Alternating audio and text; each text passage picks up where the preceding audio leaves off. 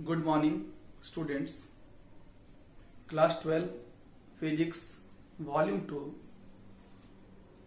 में ऑप्टिक्स एक बहुत ही इम्पॉर्टेंट रोल प्ले करता है। और इस ऑप्टिक्स में जैसा कि आप जानते हैं इसके दो पार्ट है, ray optics and wave optics. Ray optics जो कि लाइट के एक बिहेवियर जिसको हम लोग पार्टिकल नेचर की बात करते हैं उससे रिलेटेड है। तो दूसरा जो हिस्सा है वेव ऑप्टिक्स, ये रिलेटेड है लाइट के वेव नेचर के ऊपर। तो हम लोग आज बात करते हैं वेव ऑप्टिक्स के एक बहुत ही मजेदार और बहुत ही इंपॉर्टेंट टॉपिक के बारे में, कॉन्सेप्ट के बारे में। और वेव ऑप्टिक्स के डेवलपमेंट के बाद जो एक बहुत माइलस्टोन बना था, जिसके बाद एक नए ऑप्टिकल फिनोमेना के बारे में फिजिक्स के वर्ल्ड के लोगों को जानकारी मिली। उस फिनोमेना जिसका नाम है इंटरफेरेंस ऑफ लाइट, इसकी बात करेंगे। और इंटरफेरेंस में थॉमस यंग द्वारा किए गए 1801-2 ईस्वी में जो एक्सपेरिमेंट था, जिसको हम लोग यंग्स डबल स्लिट एक्सपेरिमेंट की बात करते हैं, उसके बारे में बात करने वाले हैं। तो सबसे पहले हम लोग बात करते हैं कि इंटरफेरेंस क्या होता है। इंटरफेरेंस से पहले हम लोग जानते हैं कि लाइट प्रोपेगेट होता है uniformly in all directions when there is only one source. अगर जब लाइट का एक सोर्स रहता है तो उस सोर्स से यूनिफॉर्मली यानी कि इक्वल स्पीड के साथ सभी डायरेक्शन में वो प्रोपेगेट होता है, स्प्रेड करता है। But what happens when there are more than one source of light. जब दो सोर्स ऑफ लाइट होगा और दोनों सोर्स ऑफ लाइट का वेवलेंथ, उसका एम्पलीट्यूड, या कह सकते हैं हम लोग उसका फेज डिफरेंस जो है वो 0 होगा या कांस्टेंट फेज डिफरेंस होगा। ये जब एक ही डायरेक्शन में मूव करेंगे, देन अगर सुपर इम्पोज कर जाता है तो उस कंडीशन में क्या होता है, ये दोनों लाइट वेव्स के कॉम्बिनेशन से एक नए वेव पैटर्न डेवलप होता है, जिस वेव पैटर्न में कुछ पॉइंट्स ऐसे मिलेंगे जहां पर लाइट का इंटेंसिटी बहुत अधिक होगी, ब्राइटनेस ही ब्राइटनेस देखने मिलेगा। वहीं पर उसी से कुछ दूरी पर एक पैटर्न दिखने मिलेगा जहां पर डार्क पैटर्न मिलेगा। यानी फिर एनर्जी, जो लाइट एनर्जी है, उसका इंटेंसिटी कहीं पर मैक्सिमम होगा तो कहीं पर मिनिमम होगा।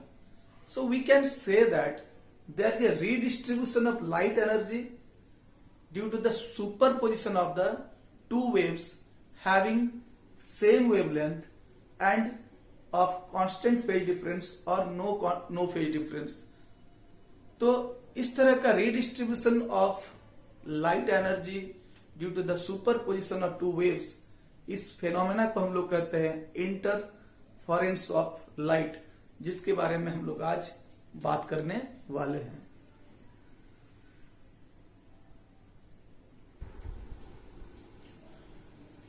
पीकॉक या मोरनी के जो पंखों के कलर है वो due to interference of light ही होता है। सोप बबल में लाइट इंसिडेंट होने से जो रंग बिरंगा चमकदार रंग मिलता है हमें, वो due to the superposition of light होता है। रोड में देखते हैं हम लोग पानी गिरा हुआ रहता है और वहां व्हीकल्स का ऑयल गिर जाने से जब सनलाइट उस पर इंसिडेंट होता है तब देखते हैं कि वहां से कलरफुल लाइट देखने मिलता है। ये सारे हमारे डेली लाइफ में इंटरफेरेंस से जुड़े हुए कुछ इवेंट्स थे। अब हम लोग बात करने वाले हैं उस एक्सपेरिमेंट के बारे में जो वेव ऑप्टिक्स में काफी इंपॉर्टेंट रोल रखता है, जिसका नाम है Young's double slit experiment, in short YDSC। इसमें क्या किया है, थॉमस यंग ने यहां पर एक स्लिट लिया है, ये देख सकते हैं एक स्लिट है, और इस स्लिट में लाइट इस डायरेक्शन में से इंसिडेंट होता है एक प्लेन वेव फ्रंट के फॉर्म में, इस तरह से आगे बढ़ता हुआ आता है।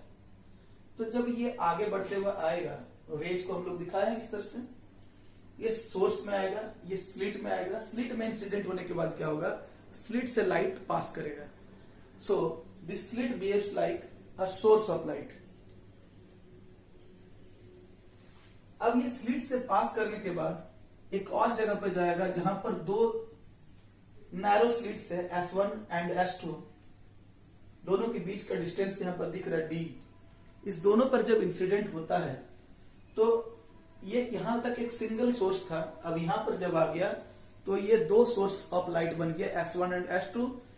क्योंकि ये दोनों सिंगल सोर्स से ही डिराइव हो रहा है, so we can say that they have equal amplitude and equal wavelength and they have no phase difference. तो ये जब आगे जाएंगे तो ये दोनों सोर्सेस से जो लाइट वेव्स निकलेंगे आगे एक दूसरे से सुपर इम्पोज करेंगे, एंड सुपर इम्पोज के बाद जो पैटर्न मिलेगा स्क्रीन पर, जो स्क्रीन हम दोनों से स्लिट से डी डिस्टेंस पर रखे हैं, वो कुछ इस प्रकार होगा। यहां देख सकते हैं सेंटर में एक ब्राइट पैटर्न मिला है, उसके दोनों साइड में dark pattern, then bright, then dark, then dark, then bright, then dark, और इधर भी वैसे ब्राइट डार्क ब्राइट, यानी कि ऑल्टरनेट ऐसे पैटर्न्स मिले कलर के कि एट सम पॉइंट ब्राइट बनेगा पैटर्न और and at certain other points alternately dark बनेंगे। तो alternate bright and dark fringes बनेंगे। और ये कहा जाता है कि दो तरह का इंटरफेरेंस यहां पर हो रहा। पहला कंस्ट्रक्टिव इंटरफेरेंस, कंस्ट्रक्टिव इंटरफेरेंस, और इस कंस्ट्रक्टिव इंटरफेरेंस के चलते मैक्सिमा पॉइंट मिल रहा है। मैक्सिमा मीन्स जहां पर इंटेंसिटी ऑफ लाइट मैक्सिमम हो, intensity of light is maximum, and कहीं पर बन रहा डिस्ट्रक्टिव इंटरफेरेंस हो रहा, डिस्ट्रक्टिव इंटरफेरेंस। डिस्ट्रक्टिव इंटरफेरेंस में क्या होगा, जहां पर डिस्ट्रक्टिव इंटरफेरेंस होगा वहां पर मिनिमा बनेगा। दैट मीन्स मिनिमा जहां पर बनेगा वहां पर इंटेंसिटी ऑफ लाइट जो होगा वो मिनिमम होगा, मिनिमम। सो हम कह सकते हैं कि ये जो ब्राइट मिला है यहां पर कंस्ट्रक्टिव इंटरफेरेंस हुआ है, जबकि डार्क के जगह में डिस्ट्रक्टिव इंटरफेरेंस हुआ है। So this is called this is the demonstration of Young's double slit experiment, जिसमें कि इंटरफेरेंस पैटर्न प्रोड्यूस होता है। इसको हम लोग और बारीकी से देखते हैं। अब हम लोग इस फिनोमेना को एक्सप्लेन करते हुए यहां पर एक स्लिट लेते हैं एस, जहां पर एक लाइट वेव्स, जहां पर रेज दिख रहा है, plane wave front of light में इंसिडेंट होता है, and this is a narrow slit, जहां से लाइट जब पास करेगा then it will behave like a point source of light. तो जैसे कि हम लोग जानते हैं कि पॉइंट सोर्स ऑफ लाइट से यहाँ पर स्फेरिकल वेव फ्रंट यहां से बनेगा और बनते हुए ये प्रोपगेट होते हुए आगे बढ़ेगा। तो these spherical wave fronts when reaches here, they find two slits S1 and S2, जिनके बीच का डिस्टेंस है D। तो जैसा कि ये जान रहे हैं मिडिल पॉइंट है, यहां से सीधे पार होके स्क्रीन जो कि इन दोनों स्लिट से D डिस्टेंस सेपरेशन में था, स्क्रीन पर आता है। तो ये वो पॉइंट होता है जो दोनों स्लिट से इक्वल डिस्टेंस होने के कारण से दोनों सेम फेज में जाकर टकराएंगे, और जब वाइब्रेट करते हैं तो वहां पर ये मैक्सिमम बनाएंगे। यहां पर एक कंस्ट्रक्टिव इंटरफेरेंस होगा और यहां पर एक मैक्सिमम बनेगा। ठीक है। देन ये दोनों जो स्लिट है S1 and S2, they will produce they will behave like two different point sources of light, जहां से अगेन स्फेरिकल वेव फ्रंट बनेंगे। तो यहां पर जो हम ये जो बोर्ड लाइंस शो किए हैं, बोर्ड लाइन से जो शो किए हैं, they represent crests and the dotted lines represent the troughs. तो ये जो क्रेस्ट एंड ट्रफ्स बनते हुए लगातार आगे आगे जाएंगे, तो जब ये दोनों चूंकि सिंगल सोर्स से डिराइव हुए हैं, सो इन दोनों का जो वेवलेंथ होगा एंड एम्पलीट्यूड होगा सेम होगा and they have same phase difference, constant phase difference और जीरो फेज डिफरेंस। ये आगे जाके सुपर इम्पोज करते हैं तो कहीं पर दोनों का क्रेस्ट आपस में मिलता है, कहीं पर दोनों का ट्रफ आगे मिलता है। तो उन सारे पॉइंट्स में जहां पर दोनों क्रेस्ट और दोनों ट्रफ एक दूसरे से सुपर इम्पोज करते हैं वहां पर ब्राइटनेस अधिक होगा, वहां पर कंस्ट्रक्टिव इंटरफेरेंस होगा और मैक्सिमा पैटर्न बनेगा। हम देख रहे हैं कि यहाँ पर एक ट्रफ है और ये ट्रफ है, दोनों एक दूसरे से टकराए हैं। यहाँ पर ये क्रेस्ट एंड ये क्रेस्ट टकराए हैं। तो जहां जहां पर दोनों क्रेस्ट या दोनों ट्रफ्स आपस में मिलते हैं वहां पर कंस्ट्रक्टिव इंटरफेरेंस होता है और ये ब्राइट फ्रिंजेस बनते हैं। लेकिन जहां पर ये क्रेस्ट एक ट्रफ से जाके मिल जाते हैं, एक ट्रफ से जाके मिल जाते हैं, वहां पर देखिए ये पॉइंट यहाँ पर ये सारे ट्रफ्स हैं, ट्रफ्स एंड क्रेस्ट जहां पर एक दूसरे से मिले हैं उन सभी जगह पर देखिए डिस्ट्रक्टिव इंटरफेरेंस होगा एंड इंटेंसिटी ऑफ लाइट जो होगा वहां पर मिनिमम होगा।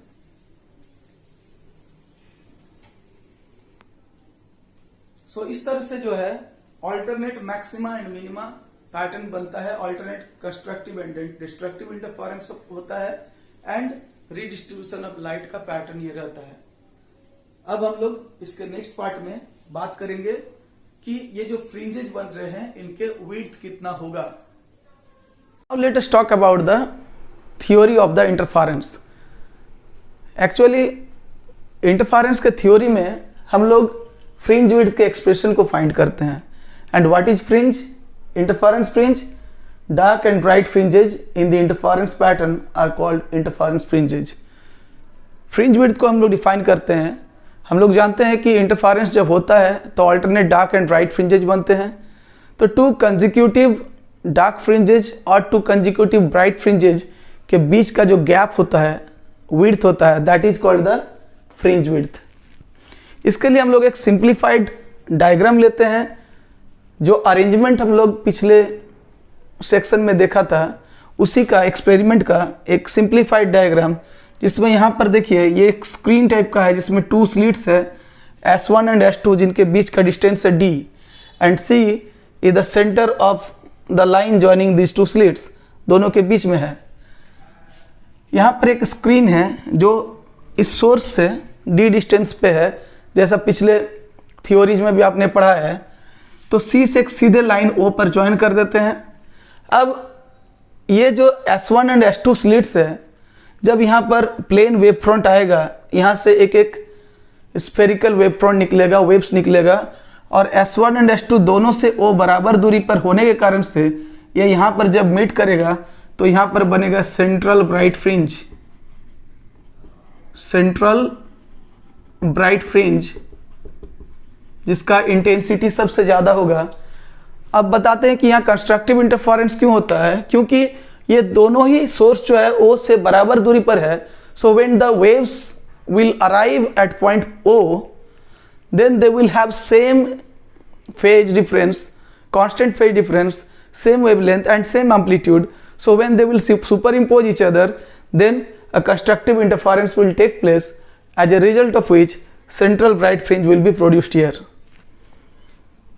तो इसके बाद जहां भी जाएगा ये ब्राइट एंड डार्क फ्रिंज बनाएगा, लेकिन इस सेंट्रल ब्राइट फ्रिंज से उसका इंटेंसिटी जो होगा कम होगा। तो हम लोग O से y डिस्टेंस में एक पॉइंट P ले लेते हैं जहां पर एक अलग फ्रिंज बना है और उस इंटरफेरेंस फ्रिंज के बारे में हम लोग बात करते हैं। So let us join a line between S1 and P and S2 and P। तो हम लोग देख रहे हैं कि ये जो पाथ है this is the larger path, smaller path को इसका पाथ को मान लेते हैं x लेंथ का है और ये पाथ है x plus delta x length का। तो पाथ डिफरेंस जो होगा उसके लिए यहाँ से एक परपेंडिकुलर ड्रॉ करेंगे। So this delta x is the path difference between this two waves. अब चूंकि ये d/2 है तो ये d है कंप्लीट, तो ये d/2 होगा, ये d/2 होगा। यहां से हम लोग d/2 एंड d/2 इसको अलग कर लेते हैं। ये हो गया d/2, यहां से यहां तक भी d/2। सो ये पूरा हो जाएगा y प्लस d/2 एंड ये डिस्टेंस होगा y minus D by two. अब ये दोनों के बीच का जो पाथ डिफरेंस होगा, ये डेल्टा एक्स इक्वल टू क्या होगा, S2p minus S1p।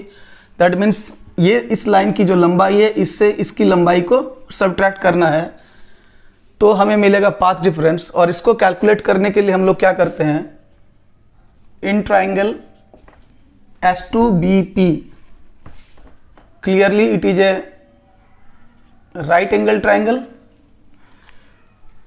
S2BP this is right angle, so right angle triangle है। हमें चाहिए S2P। S2P equal to Pythagoras theorem से S2B square plus BP square. S2B is D, so this will be D square plus BP square. So BP equal to BO plus OP, that means Y plus D by 2 whole square। इसको हम लोग कर सकते हैं D square, और sorry यहाँ पर root भी एक होना चाहिए। D को अगर हम आउट ऑफ स्क्वायर रूट निकालते हैं तो ये होगा 1 plus y plus D by 2 upon d whole square, and square root के लिए पावर हाफ।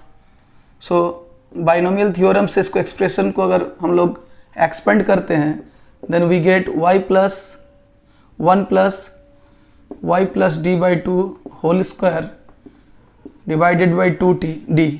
तो यहाँ क्या किए कि इसको बाइनोमियली एक्सपेंड कर देते हैं एंड जो हायर पावर से उसको नेग्लेक्ट कर देते हैं, तो हमें ये एक्सप्रेशन मिल जाते हैं। Again this can be written as d into 1d plus 2d square,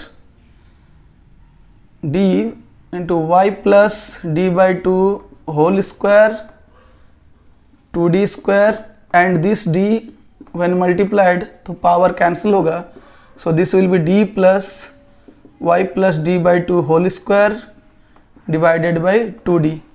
सो ये S2p मिलता है। Similarly we can find the path S1p also. Similarly इसको हम लोग फाइंड करते हैं S1p को, तो हमें ये मिलेगा d plus y minus D by 2 whole square divided by 2d। अब अगर हम लोग इन दोनों एक्सप्रेशन को यहाँ पर पुट कर देते हैं, then we will get delta x which equal to S2p minus S1p। So d cancel, 2d LCM यहाँ पर होगा y plus D by 2 whole square minus Y minus D by 2 whole square.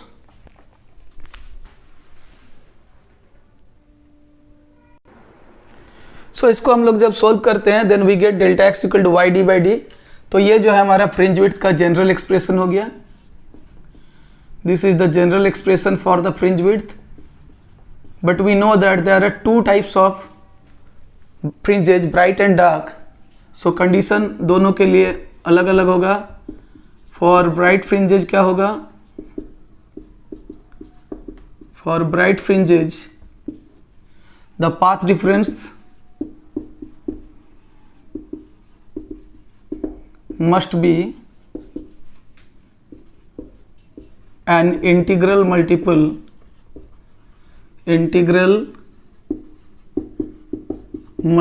of lambda, क्योंकि हम लोग जानते हैं bright fringe तब बनता है जब कंस्ट्रक्टिव इंटरफेरेंस होता है, एंड कंस्ट्रक्टिव इंटरफेरेंस के लिए जो वेव्स है उनका वेवलेंथ सेम होना चाहिए और दोनों क्रेस्ट के साथ ट्रफ के साथ मीट करना चाहिए।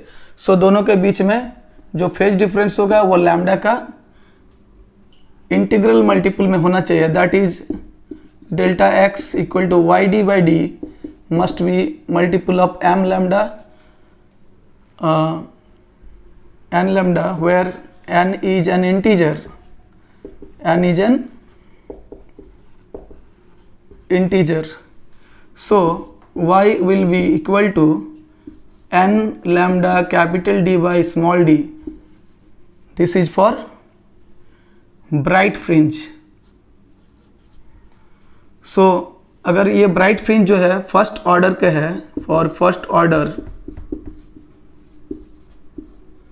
y1 equal to lambda D by d, second order के लिए क्या होगा y2 लिखेंगे, सो n के प्लेस में 2 lambda D by D, and इस तरह से हम लोग n-1th ऑर्डर के लिए भी हम लोग निकाल सकते हैं.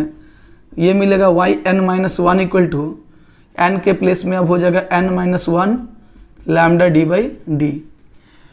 सो अगर हम लोग को यहाँ पर फ्रिंज विड्थ कैलकुलेट करना है तो we know the fringe width equal to the distance और the gap between two consecutive fringes. तो एक हुआ हम लोग का ये yn एंड एक yn-1. तो हम लोग को फ्रिंज विड्थ जो है, फ्रिंज विड्थ बीटा से इसको रिप्रेजेंट करते हैं. This will be equal to yn minus yn-1.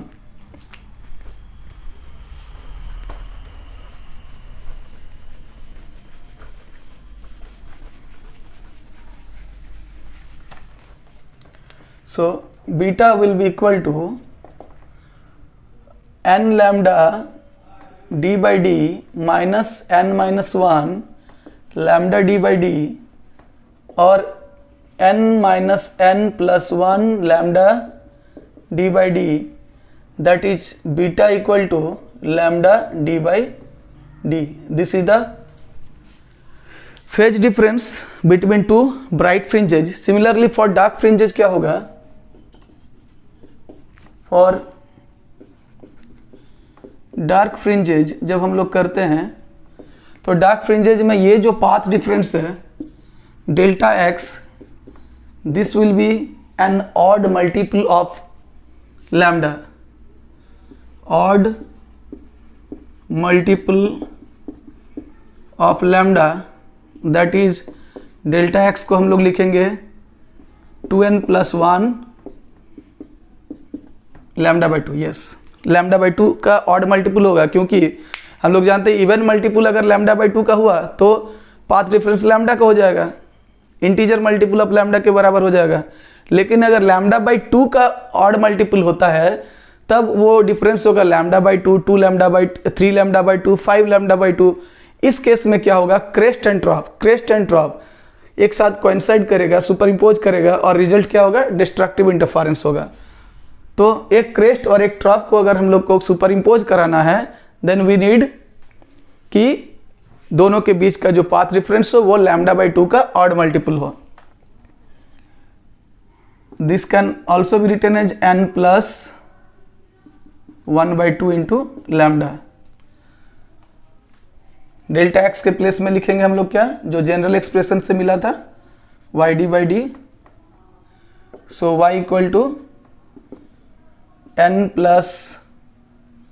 1 by 2 lambda d by small d. ये होगा डार्क पैटर्न के लिए. सो फर्स्ट ऑर्डर के लिए क्या होगा, for first order dark fringe y1 equal to n के प्लेस में अब हम लोग 1 पुट कर देंगे तो 1 + 1 by 2, that means first order के लिए n का वैल्यू 0 हो जाएगा. यहाँ पर फर्स्ट ऑर्डर के लिए हो जाएगा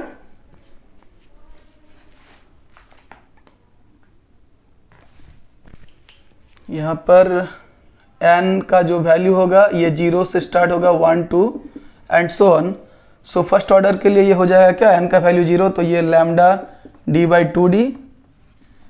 सेकेंड ऑर्डर के लिए ये हो जाएगा 1 तो 1 + 1 बाई 2, दैट मीन्स 3 बाई 2 होगा लैम्डा d बाई डी.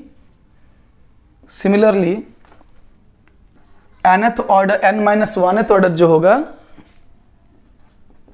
उसमें क्या होगा, उसमें यहाँ पर n-2 हो जाएगा तो n-2 + 1 by 2 lambda d by D, which will result n-1 by 2 lambda D by D. तो प्रीवियस केस के जैसा यहाँ पर भी हम फ्रिंज विड्थ कैलकुलेट कर सकते हैं। Beta equals to Y N minus Y N minus 1, इसको सिंप्लीफाई करेंगे तो हमें मिलेगा lambda D by D. That means for bright fringe और dark fringe in both the cases the fringe width will be the same, which will be equal to lambda d by d। और ये find करने का था जो कि इस question जिस आंसर को डिजायर करता था, जो चाहता था, वो यही एक्सप्रेशन था। आई होप ये कॉन्सेप्ट आज का आपको पूरी अच्छी तरह समझ में आया होगा। तो अगर आपको ये पूरा समझ में आया तो मोटिवेट करने के लिए प्लीज़ चैनल वीडियो को लाइक कीजिए, दोस्तों में शेयर कीजिए, एंड चैनल को सब्सक्राइब नहीं किए हैं अभी तक तो प्लीज़ चैनल को सब्सक्राइब कीजिए। Thank you so much.